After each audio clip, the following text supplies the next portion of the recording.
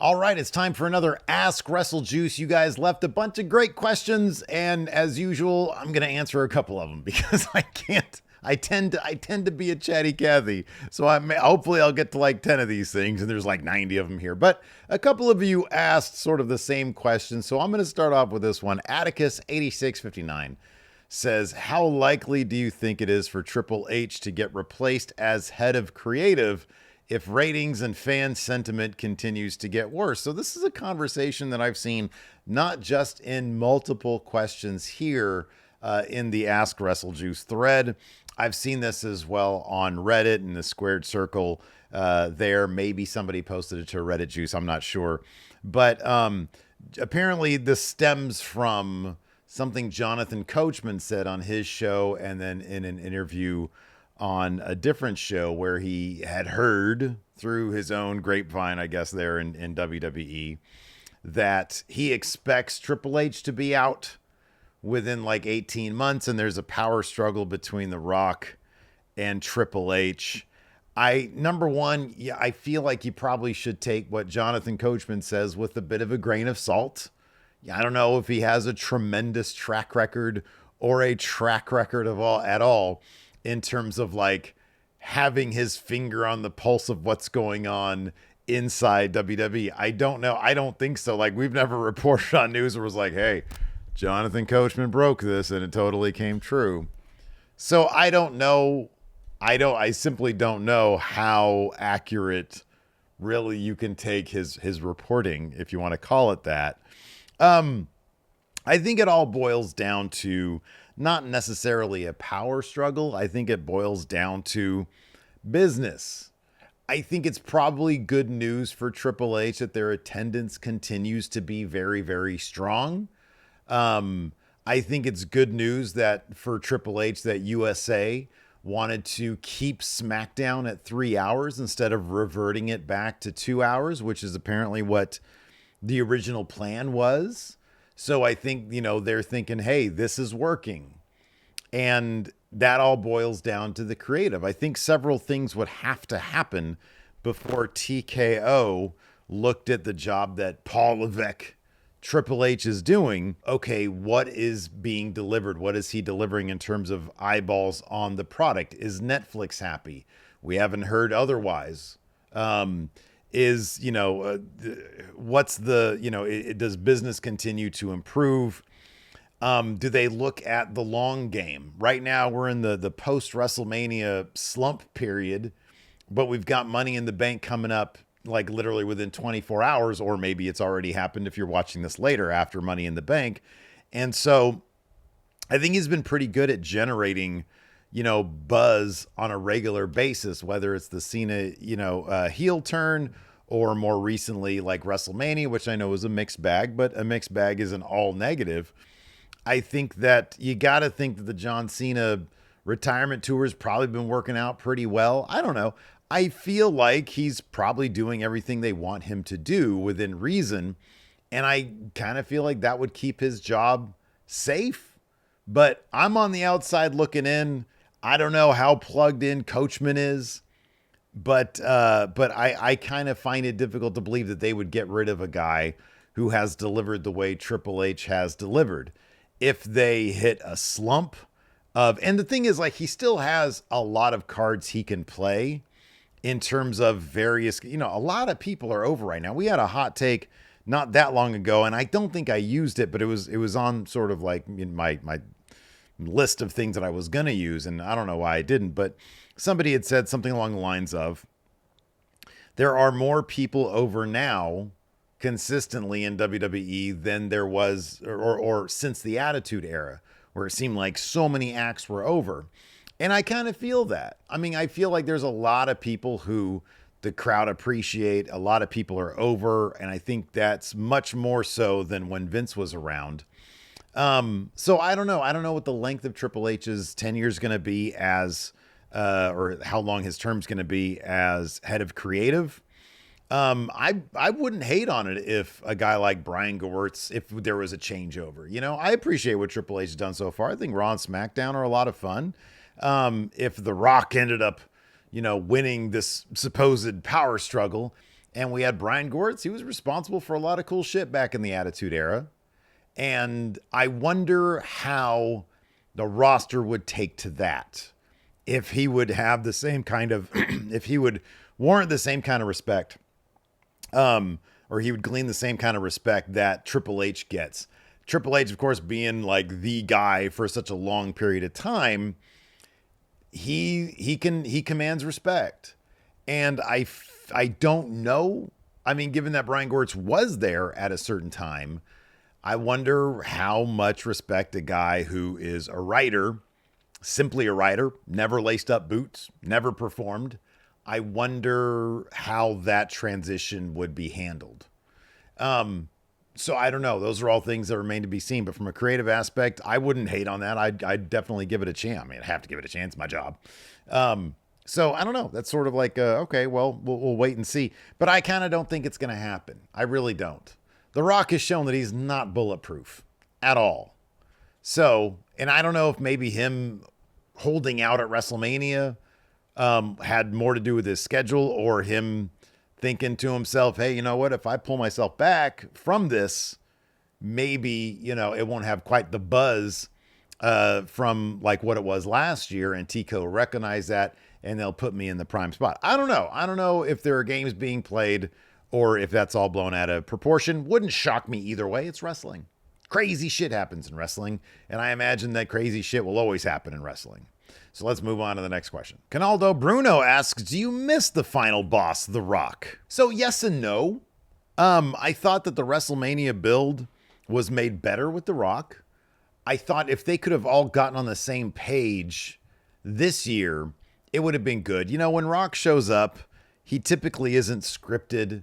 He wings it, and his promos, it's funny because generally speaking these days when he drops a promo, the edited video package they do afterwards is a lot better than the actual promo because they're able to cut out the vast amount of fat out of what he has to say and get to the damn point. The whole Cody, will you sell your soul thing, it was weird, it was long, but it wasn't without its intrigue.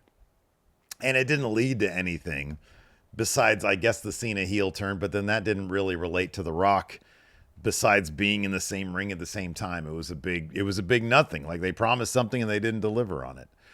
And so I miss aspects of him. I think when used right, when everybody's on the same page, he can be incredibly entertaining. He can be incredibly effective. However, they do seem to have a really hard time getting on the same page. And now we are where we are. No Rock. So yeah, there were elements in the WrestleMania 40 build that I loved about the final boss. And that didn't come to pass for WrestleMania this year. And what Rock we have gotten in 2025 has been not really great because it's kind of clear they're not on the same page. Die Hard Homer says, could Sami Zayn still be a front runner for a Rumble win in Saudi Arabia? Yeah, I kind of feel like to a degree they're going to do, I'll put it this way, it wouldn't shock me if they did the Jey Uso story, but with Sami Zayn in 2026. To a degree, he wins the Rumble and in the mid card takes on Seth Rollins at WrestleMania and beats Seth Rollins. I could maybe see that being the case, or if they have some other bad guy with the title, and then maybe they can move on to like Braun Breaker takes it off Sami Zayn because they have history as well. And then you can have some Seth Rollins, Braun Breaker feud over that. I don't know. But yeah, I think that'd be awesome. I think Sami Zayn should win the Rumble, and I think he should get that Raw World title. It wouldn't be in the main event of WrestleMania. It would be most likely opening like night 1 or night 2 or something like that. But still, it'd be a great moment. The guy's talked about being a world champion for a long time. He clearly deserves it. He's incredibly popular. I could see that being the case. Kyun25313 says, if Tony Khan decided to hire someone to book his shows and asked you for your suggestion, who would it be? You guys are going to hate this answer. You're going to hate it. It would just be Tony Khan. I think AEW's been fun lately. I think he sort of figured out whatever algorithm that he uses. I think that everybody who's being featured is buying into what AEW is, and they have the best interest of the company at heart. I would be surprised if there was ever a time when like the ratings for like we don't even know what the ratings for Dynamite are because of the Max thing, and they don't release their streaming data. But I'd find it difficult to believe if AEW ever became the A show in wrestling, simply because WWE just has way too much money. They're too big. The profile's too big. It's not the 90s anymore where you have a still relevant Hulk Hogan, Randy Savage, DDP, Goldberg, Hall, Nash, Sting, all them, beating WWF, a weak WWF in the ratings. That doesn't exist anymore. That can't happen anymore. But AEW they're on really, really solid ground creatively. I'd say, hey, Tony, just keep on doing what you're doing. And I think the product is really fun right now. I think there's a lot to really appreciate about AEW. It does present an alternative to what WWE does. And I really like WWE as well. So, yeah, it's not like I want to consume everything AEW, but I don't consume everything WWE either. At least I try. I mean, I don't watch Evolve. I have to pay attention to NXT. Next question. Hipster Chandler says, if you could take control of WWE for a month, what are 5 big things you are doing or booking? This is going to be another disappointing answer, because here's the thing. If I were to take control of WWE for how long? For a month, and I made any big booking decisions, I don't know if I could stand the pressure of the internet wrestling community coming down on me and being like, why would you do this? This is stupid. So I'd hand the book over to Larson. I let him do it. He's got a lot of great ideas.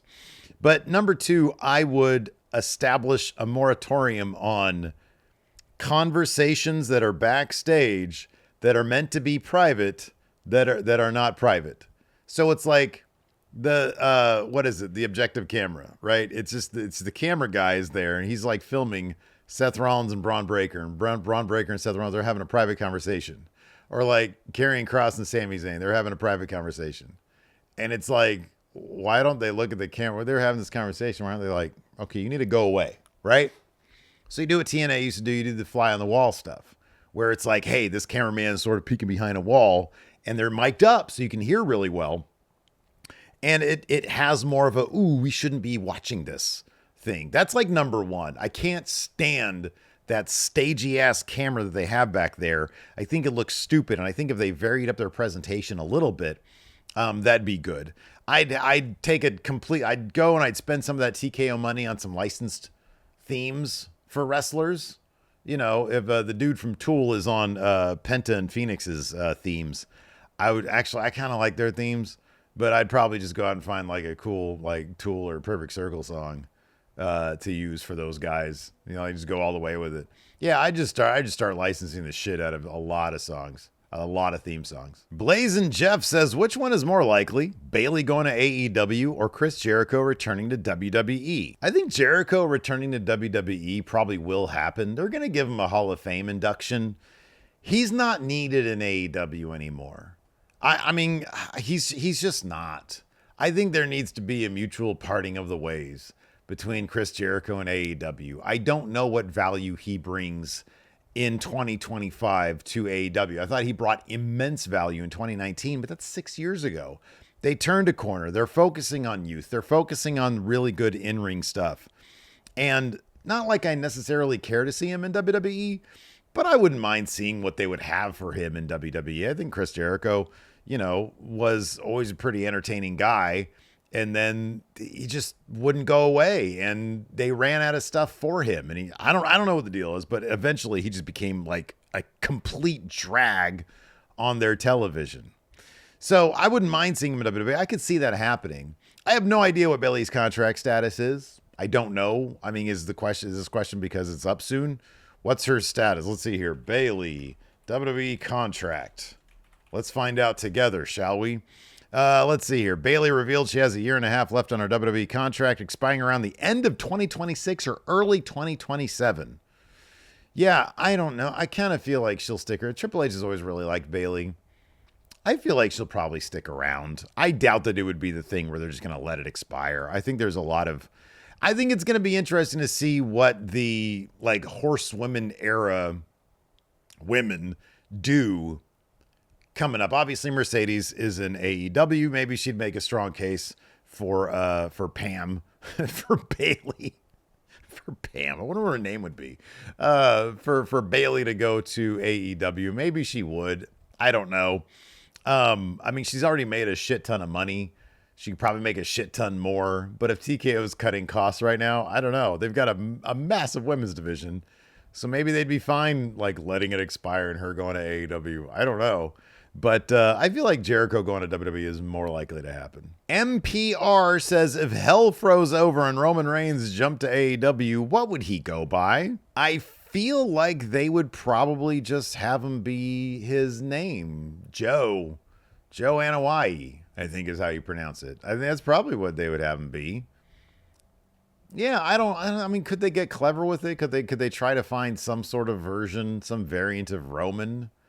I don't know. I don't know they'd go the cheesy route like that. I think they would just have him be, Joe Anoa'i, which would be weird. Michael Roche says, if by chance the plan isn't for Hangman to win the title at All In, would you have something else main event, likely Omega Okada or Tony Mercedes, or would that give away the outcome of the world title match? So I definitely wouldn't have Kenny and Okada. I think a strong case could be made for Tony and Mercedes, and I do think that would also give away the ending to the title match. So I'd probably keep it Hangman Mox, because you don't want to give away that Hangman's going to lose. Yeah, that's what I would do. Broken Novocaine says, I just saw a rumor that TKO wants to renegotiate Roman's contract as part of budget cuts.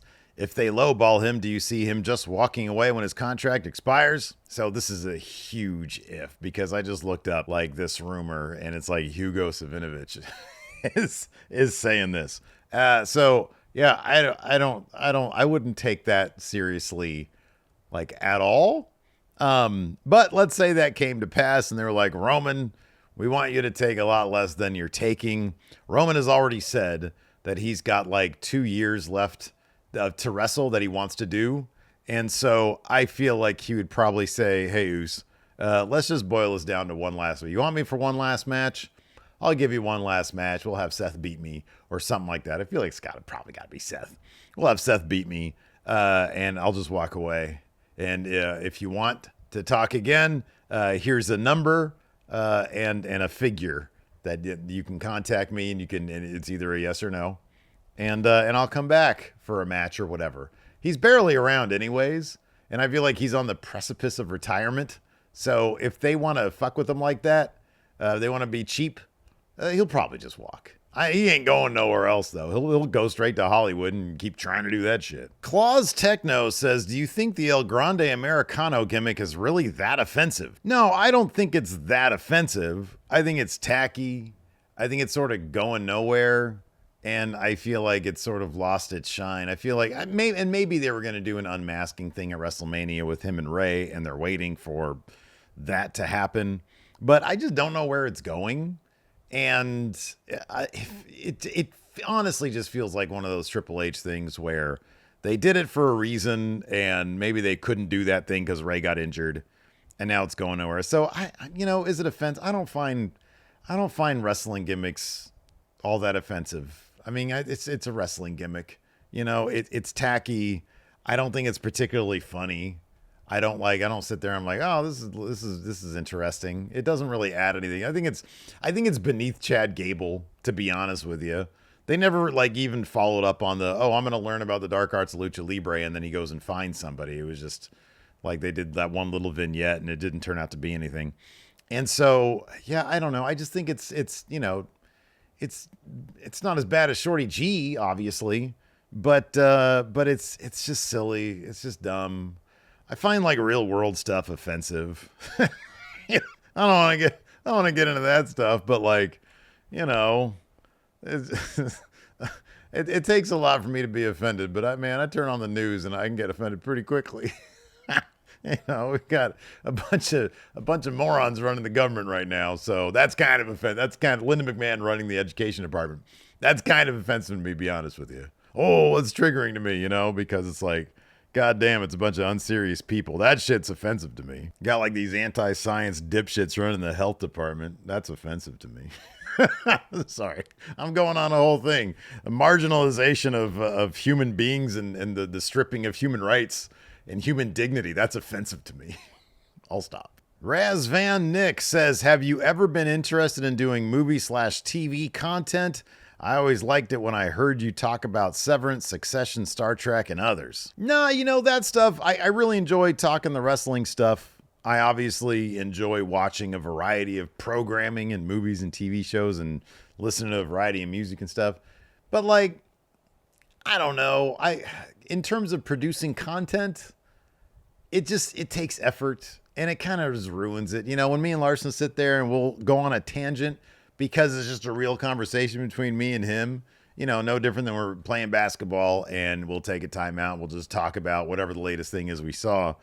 You know, I'm fine talking about it on like within the context of the pro wrestling podcast. But, you know, I tried the Star Trek podcast years ago and I was just like, you know what, man, producing more content just isn't really something that I'm interested in doing right now. I'm actually working on another comic book because it's been forever since I've done that. And I'm actually really happy with it so far. Whether or not I'll ever see the light of day, I don't know. Like, I got to finish the thing.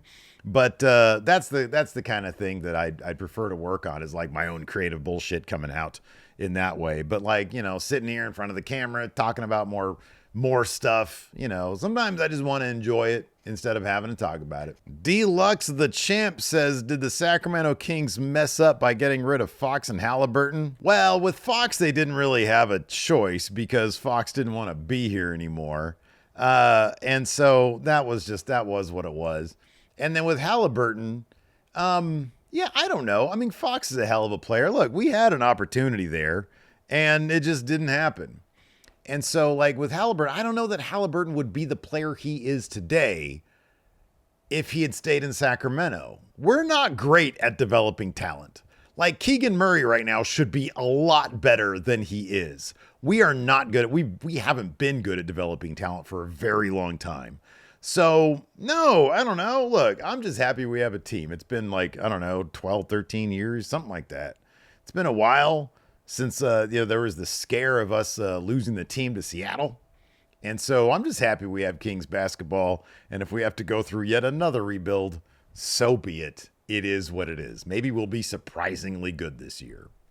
Probably not, but that'd be nice. We'll end on this one. Jake Tommy Shin says, in the end, who was the Bloodline story really about?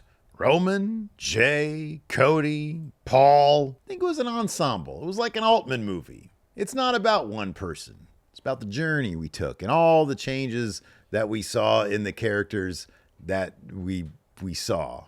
You know, it was about the moments. That's what it was about. But yeah, it was an ensemble. It was an ensemble. We'll do that. Cheap answer from me. Anyways, thanks for tuning in. I appreciate it. Hopefully, you guys will join me for the Money in the Bank live watch along and review after over at the podcast stuff. That's youtube.com/Stephen Larson. And of course, twitch.tv/Stephen Larson. So hopefully we'll see you guys there.